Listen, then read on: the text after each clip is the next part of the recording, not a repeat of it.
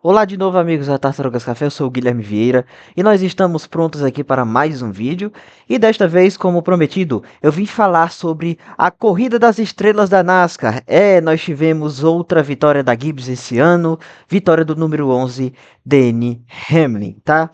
Denny Hamlin que ganha já a sua segunda prova, a primeira dele foi em 2015 e agora, 11 anos depois, ele volta a faturar esses US$ 1 milhão é, para si, tá? É o seguinte, galera, eu prometi que ia falar do formato da corrida. Basicamente é o seguinte, nós já tivemos alguns pilotos classificados, que são os vencedores de 2025 e de 2026 até aqui. Eu não vou saber dizer muito bem se esses vencedores, eles são a partir do momento em que acaba a All Stars Race 2025 ou se é a temporada toda. Eu acho que é a partir de um ano para cá. Então, já tivemos eles classificados. Os outros, nós íamos decidir, é, nós íamos decidir ali a partir dos dois segmentos, do resultado combinado dos dois segmentos. Perdão. E aí o terceiro segmento já seria a corrida das estrelas de fato. É o seguinte, meus amigos, quando nós começamos essa corrida, nós tivemos o primeiro segmento, já na primeira volta, um grande acidente, um Big One, que gerou uma bandeira vermelha, tá? Gerou uma bandeira vermelha e alguns pilotos que já estavam na corrida, já estavam classificados para a corrida principal, mas estavam correndo ali no primeiro e no segundo segmento. Alguns desses pilotos se acidentaram e resolveram não não continuar e voltar só no final, como foi o exemplo de Kyle Larson e Ryan Blaney. Ryan Blaney que eu citei como um dos favoritos aqui a vencer essa corrida. É, e também no segundo segmento, depois daquela putaria toda, a gente teve a seguinte conclusão. A gente pega os vencedores do primeiro segmento, pega todo o grid e inverte o grid, ou seja, o vencedor do primeiro segmento vai ficar lá em último e o último vai ser o primeiro colocado na largada. E isso deu bastante certo. Alguns pilotos se beneficiaram bastante. O Conor Zilis, por exemplo, conseguiu se classificar desse jeito com folga, principalmente também pela corrida, os dois bons segmentos que o Zilis fez, tá? Ele conseguiu ir para a corrida e aí teve lá a questão dos resultados combinados. É claro que sempre sobra uma vaga para pilotos que vem de votação. E esse vencedor foi Daniel Suárez, o carro do número 7. Ele, né, conseguiu por pouco chegar nessa corrida.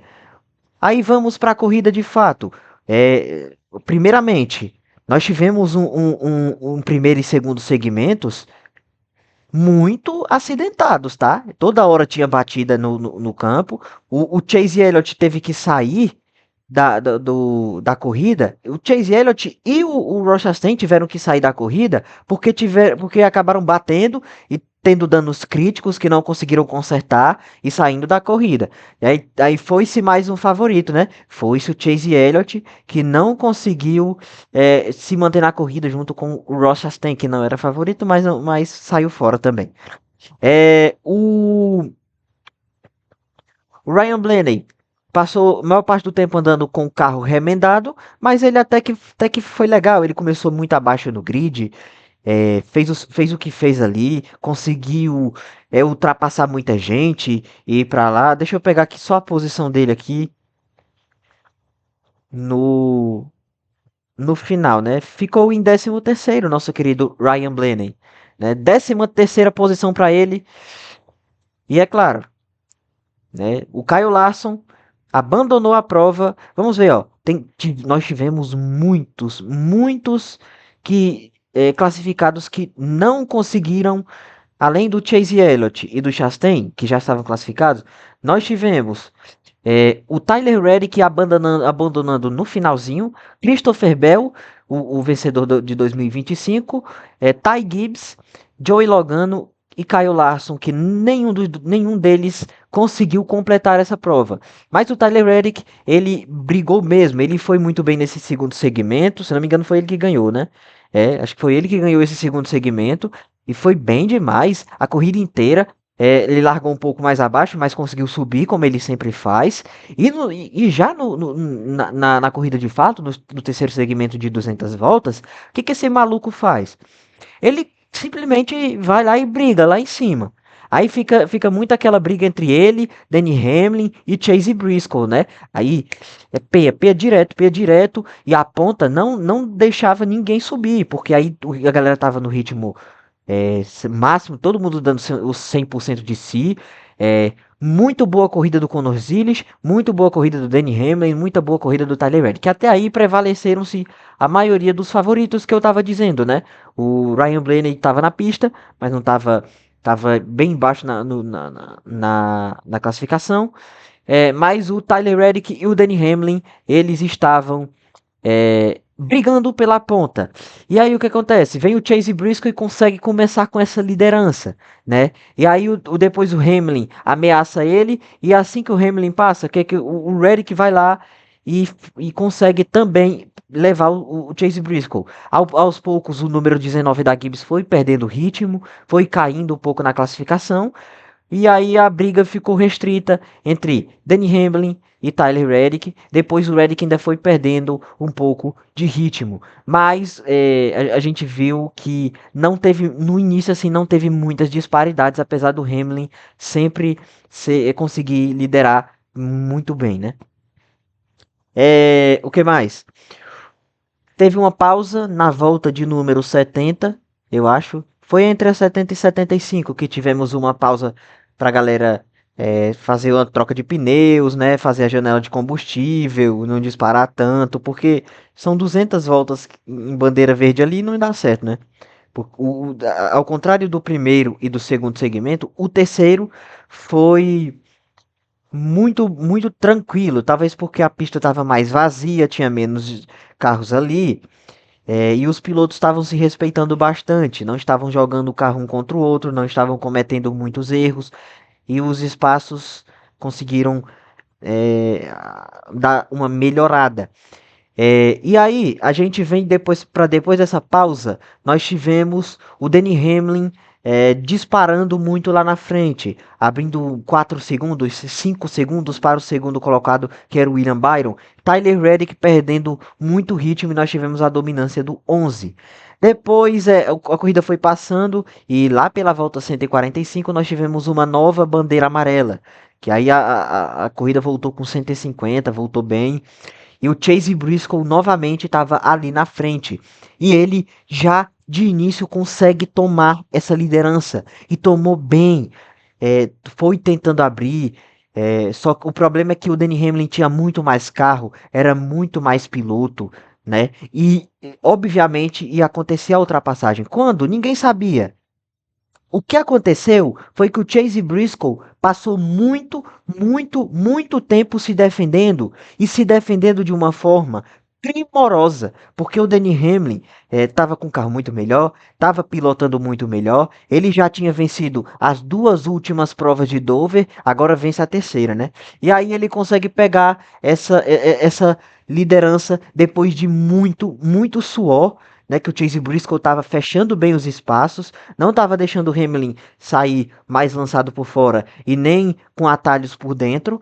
E até que o Danny Hamlin foi lá e atacou. Só que quando o Danny Hamlin atacou, à primeira vista, a gente pensa assim: ele já vai só passar e pronto. Não, Chase Briscoe já vai lá e dá o X, tenta dar o X, né? Chega muito próximo de dar o X. Ele sai mais lançado, consegue sair por fora assim, mas o Hamlin faz a manobra certa e consegue retomar essa primeira colocação. Vai tentando subir um pouco mais, e aí a gente pensa, pô, mais uma vez, dominância total de Danny Hamlin, né?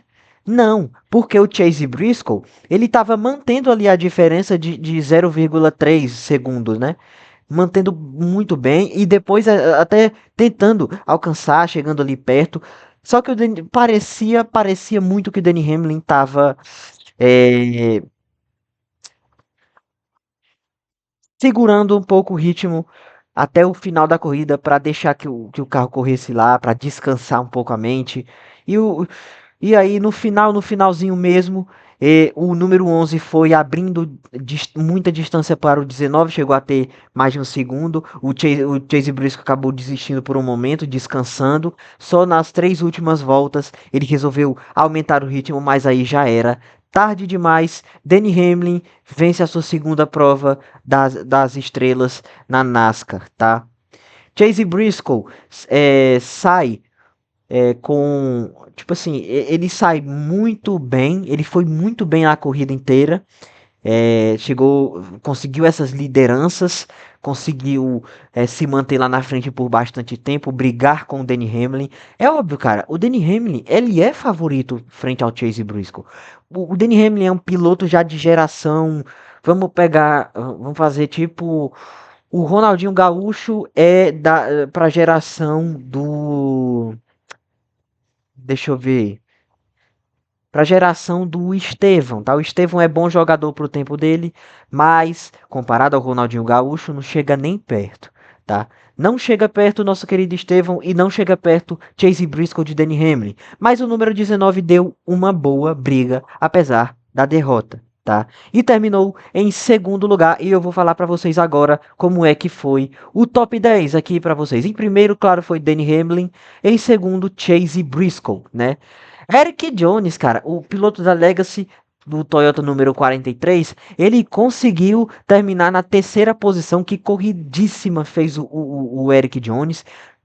Conseguiu o primeiro segmento muito bem, chegar top 10. Quer dizer, não foi top 10 na real, mas ele foi perto do top 10. Ele passou a maior parte do tempo lá entre os 10 primeiros. No segundo segmento também foi bem. Conseguiu a classificação assim. O Austin Dillon, pô, o cara da Richard Childress, número 3. O Austin Dillon ficou em quarto, velho. Pra você ter uma ideia do que foi essa corrida. Conor Ziles, né? Ele terminou em quinto. E sabe por que que ele pode não ter terminado um pouco melhor? Ou talvez até disputado liderança? Porque na pausa da galera para combustível, o que, que a equipe dele fez? Ficou ruma de gente espalhado no muro. Aí o que, que a NASCAR vai? Faz e pune. Pune e manda o cara lá para trás. Tá? Mas ele ainda se recuperou, conseguiu essa quinta colocação, mas fica com gosto assim, meio amargo na boca. Gosto meio doce e meio amargo. O meio doce é pela quinta colocação, sendo um carro da Trackhouse, que é uma equipe de baixo do pelotão, muito fraca. E o gosto meio amargo é que ele poderia ter ficado melhor se não fosse a própria equipe, tá? Quinto lugar para Konozilis, o carro número 88. O Austin Cindric, que terminou em sexto. O piloto da Penske consegue aí a sua sexta colocação. Tá devendo bastante na temporada, mas quem sabe pelo menos essa sexta colocação vai tentar fazer ele acordar um pouco, né? Ou talvez não, quem sabe. Foi uma corrida festiva até que legal dele. William Byron ficou em sétimo. O piloto William Byron foi aquele que protagonizou o segundo lugar quando o Denny Hamlin abriu mais de 4 segundos. E ele ficou em sétimo agora. Michael McDowell chegou a ficar em quarto, fez uma corrida excelente e tá aí, conseguiu outro top 10 muito, muito alternativo aqui, né? Nosso querido top 10, oitavo lugar para ele, número 71, né? Vencedor da Daytona 500 de 2021, ele conseguiu esse bom resultado para ele hoje, né? Alex Bowman, o carro do número 48, foi o segundo melhor piloto da Hendrick, até porque só ficaram eles dois da Hendrick, né? Chase Elliott ficou fora por batida, o Kyle Larson não conseguiu completar a prova ainda no terceiro segmento. E, claro, o Brad Keselowski, o piloto da RFK Racing, conseguiu a décima colocação. O nosso querido número 6, o Bad Brad, né? Que começou bem no primeiro segmento, depois foi perdendo o ritmo. No final, conseguiu já a classificação aqui para essa coisa, para esse terceiro segmento. E deu certo para ele, porque ele ficou em décimo, é uma boa colocação. Mas eu acho que ele provavelmente queria que contasse pontos, principalmente por estar brigando aí por Chase no campeonato. É isso aí, meus amigos. Hoje ainda tem Fortaleza e Ceará, mas eu não vou gravar o vídeo hoje. Muito provavelmente vai ser amanhã.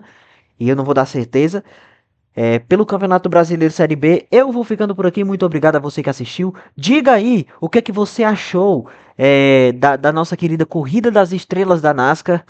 É, Particularmente, eu achei que poderia ter sido melhor. A única vez que eu tinha acompanhado essa corrida antes dessa foi em 2020 e foi muito bom. Na verdade, eu tenho uma vaga lembrança de ter acompanhado em 2021 e visto o Kyle Larson vencer. Mas não me lembro muito bem como é que foi a prova, então conta só 2020, que foi uma prova excepcional, maravilhosa, disputa aqui, disputa ali. Eu acho que devia sim a pista voltar a Bristol, que apesar dos pesares, não tem lá tantos acidentes quanto teve Dover, né? É uma pista muito pé embaixo, uma pista de 1 milha, mas que a galera é, pisa fundo mesmo, que vai com tudo, com toda velocidade. Por isso, a milha monstro, porque ela é muito difícil de pilotar, é muito complexa e causa acidentes sempre, né? Como vocês viram hoje na corrida. E você, o que que acha? Será que devia continuar em Dover ou tentar outro circuito, voltar para Charlotte, tentar dessa vez fazer fixo em Bristol, no Coliseu da NASCAR? Bem, responda aí nos comentários. Muito obrigado a você que assistiu. Até a próxima e fui.